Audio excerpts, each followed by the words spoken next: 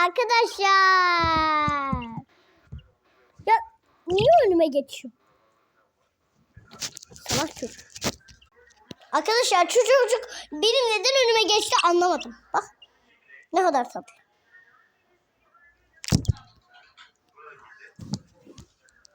Bir daha önüme... Bu sefer önüme geçemez. Geçemez. Dur.